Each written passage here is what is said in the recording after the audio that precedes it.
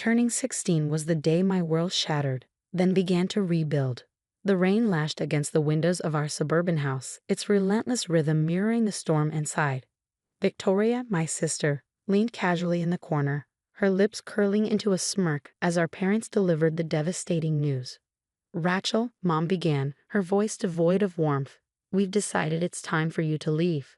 She said it as though announcing a minor inconvenience, not exiling her own daughter. "You're not like Victoria. You're not college material, and we can't keep wasting resources on a lost cause." Dad remained hidden behind his newspaper, as detached as ever. Meanwhile, Victoria stepped forward, the sharp click of her designer heels punctuating the silence. "Don't take it too hard, little sister," she cooed, her fox sympathy unmistakable. "Maybe you'll find work as a janitor. That seems more your speed." I stood frozen, my backpack clutched tightly, trying to comprehend their cruelty. The signs had been there all along. Forgotten birthdays, constant comparisons, and praise heaped on Victoria while my efforts went unnoticed. But this was beyond anything I had imagined.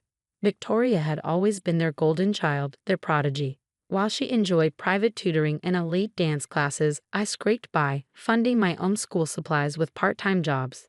Even when I earned a B average despite the odds, the only response was, "Why can't you be more like your sister?"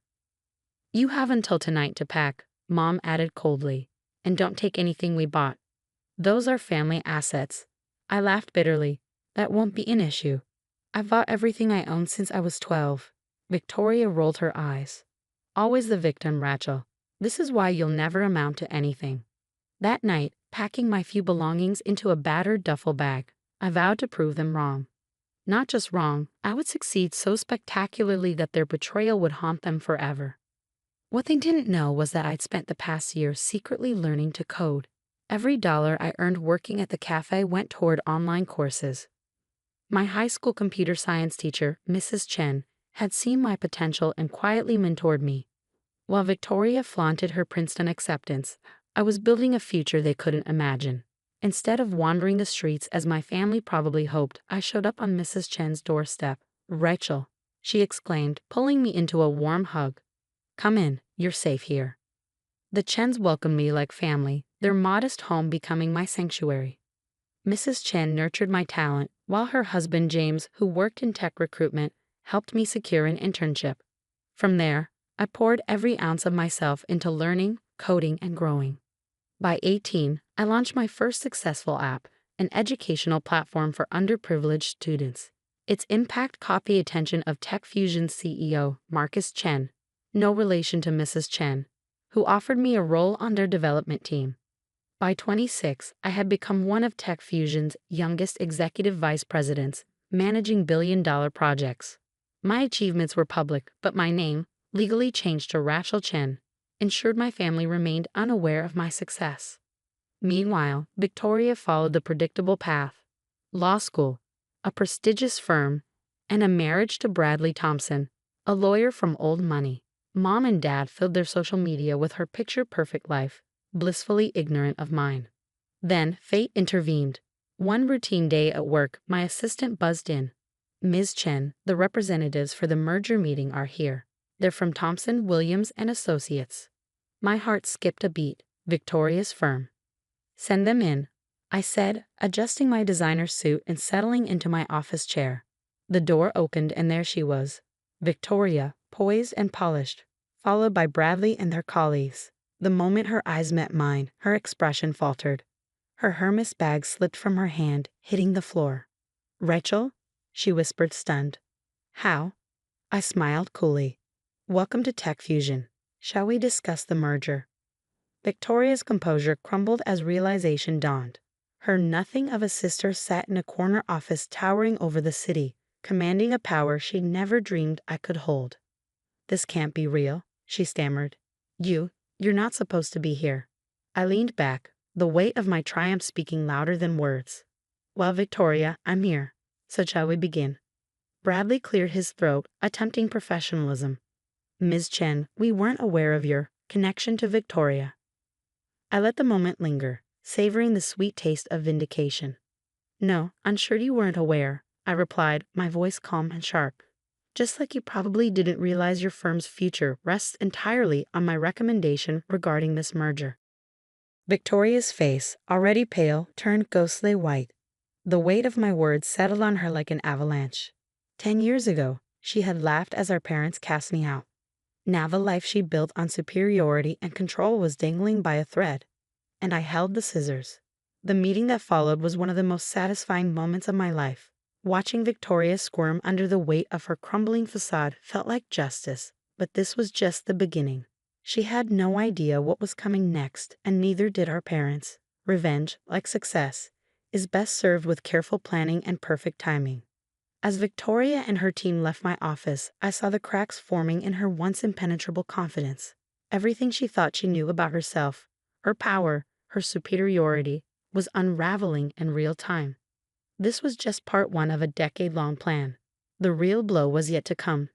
News of the meeting spread quickly through her circles. Within days, whispers of my identity replaced the reverent mentions of her accomplishments. Rachel Chen, the tech genius, the prodigy on magazine covers, the self-made millionaire, was no longer just a name in the tech world. To Victoria, I was the sister she had dismissed and discarded. My phone buzzed relentlessly with calls and messages from her. 17 missed calls in a single day.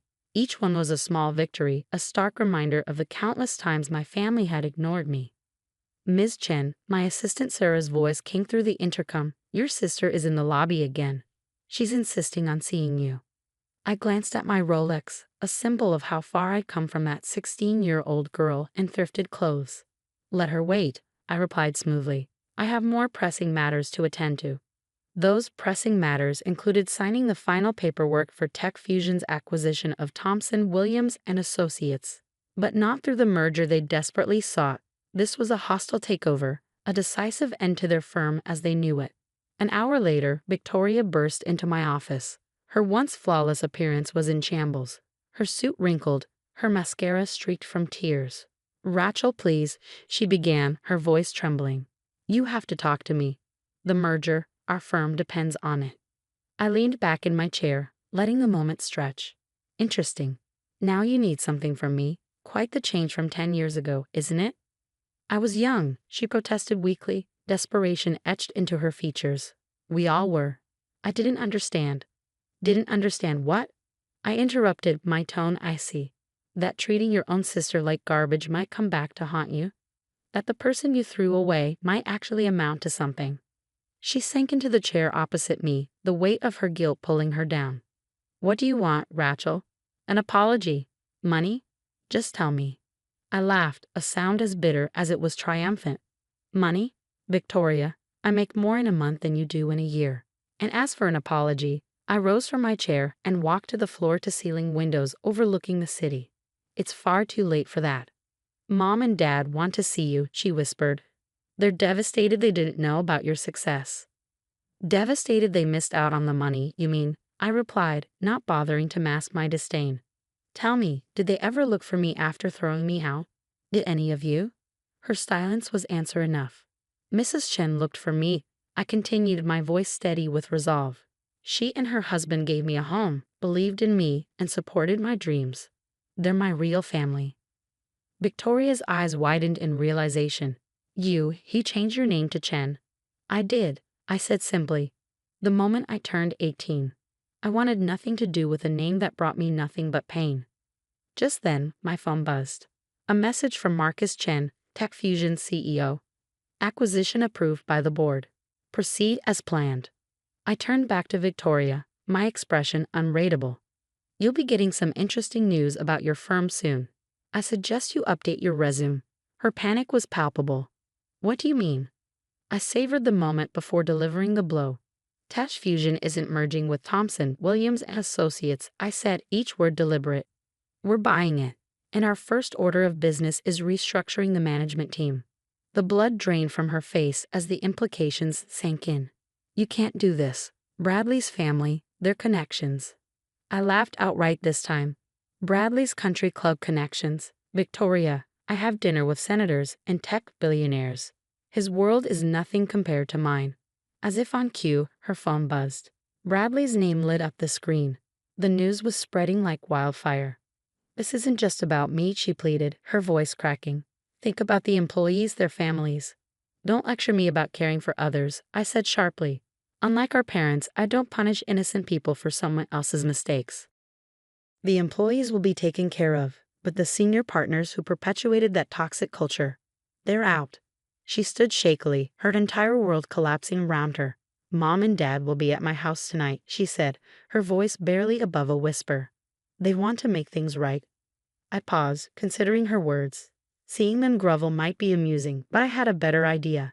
Tell them to come to the Capitol tomorrow night at 8. I'll reserve a private room. After she left, I called Mrs. Chin. They took the bait, I said, satisfaction evident in my tone. Are you sure about this, Rachel? She asked gently. Revenge can feel hollow in the end. This isn't just revenge, I assured her. This is justice. And tomorrow, they'll finally understand what that means. The next evening, I sat in the Capitol's most exclusive dining room, the pinnacle of luxury. When my family arrived, their expressions were a mix of awe and discomfort. The daughter they discarded now commanded a world they could only dream of entering. Rachel, Mom began, stepping forward as if to hug me. I didn't move. Please, I said coldly, gesturing to the table. Sit. Dad cleared his throat, clearly out of his depth. We've been doing a lot of thinking, Princess. Don't, I interrupted. You lost the right to call me that the day you threw me out. Mom's eyes filled with tears, perfectly timed as always. We made a mistake, she sobbed. We were so wrong about you. The waiter approached, presenting a bottle of wine worth more than their monthly mortgage payment. I gestured for it to be poured, the sound of the cork popping slicing through the tense air. Yes, you were wrong, I said, my tone calm but unyielding. But that's not why I agreed to this dinner. Victoria shifted in her seat, her confidence unraveling. Rachel, about the firm. The acquisition is final, I replied sharply. And again, that's not why we're here. From my briefcase, I withdrew 3 folders and slid one to each of them. Open them. The silence thickened as they complied. Inside each folder were meticulously documented records, a timeline of their cruelty, from forgotten birthdays to scathing remarks, juxtaposed with financial statements, property deeds, and investment portfolios, all of it theirs. How did you get this? Dad's voice faltered as his eyes darted over the damning contents. While you were busy boasting about Victoria's mediocre achievements, I began leaning back in my chair. I was busy acquiring every debt you owed. Your mortgage, car loans, Victoria's student loans, even Dad's failing business liabilities. I own it all. Every penny you owe is now mine. The shock was palpable. Mom's hands trembled as she clutched the folder, her perfectly manicured nails denting the expensive paper. Now, I said, taking a measured sip of the wine, we're going to discuss terms. The private dining room fell into an uneasy silence. For once, they were at a loss for words. Dad, the man who once dismissed me with a sneer, finally spoke, his voice barely audible. What do you want? What I want, I said, leaning forward, is for you to understand what you threw away 10 years ago. Not just a daughter, but someone who could have been your greatest ally. Mom dabbed at her tears, her designer mascara smudging in streaks. We can be a family again, she whispered, her voice breaking. Please, Rachel, we'll do anything. Anything. I raised an eyebrow, pulling out another set of papers. Then sign this. Victoria, ever the lawyer, grabbed the document first. Her face paled as she read it. This is everything. The house, Dad's business, my trust fund. Precisely, I said coolly. Sign it all over to me and I'll erase your debts. Refuse and tomorrow I'll foreclose on everything. You can't do this, Dad protested, his voice tinged with desperation. We'll be ruined. Ruined, I echoed, a cold laugh escaping my lips. Let me tell you about ruined. Ruined is being 16 and sleeping in a park because your family threw you out. Ruined is working 3 jobs just to afford a meal. Ruined is watching the sister who mocked you post about her perfect life while you fight to survive. Victoria's anger flared. You're better than this, Rachel. You've already won. You're wealthy, powerful. Why stoop to our level? This isn't about stooping, I said, my voice steady. This is about justice. Consequences. From my phone, I played a recording. Their voices from a decade ago filled the room, cutting through their veneer of remorse. Sneers, Dismissive laughter, cruel words predicting my failure. Mom covered her mouth as if to block out the sound of her own venom. I kept this, I said quietly, pausing the recording. Every time I felt like giving up, it reminded me what I was working for. Not just success. This moment. Dad's hands trembled as he picked up the pen and signed the papers. Mom followed, her tears falling freely. Victoria hesitated, her pride warring with her fear, but eventually she signed as well. It's done, I said, collecting the documents. The apartment keys are with the maitre d'. You have until tomorrow to move your essentials. Everything else will be sold. As they stood to leave, I delivered my final blow. 10 years ago, you told me I'd never amount to anything. You were wrong. I became everything you said I couldn't, not because of you, but in spite of you. Victoria paused at the door, her voice fragile. Will we ever see you again?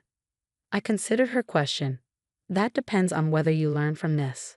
After they left, Mrs. Chen entered the room, her warm smile a balm to my hardened exterior. She hugged me tightly. Are you okay, sweetheart?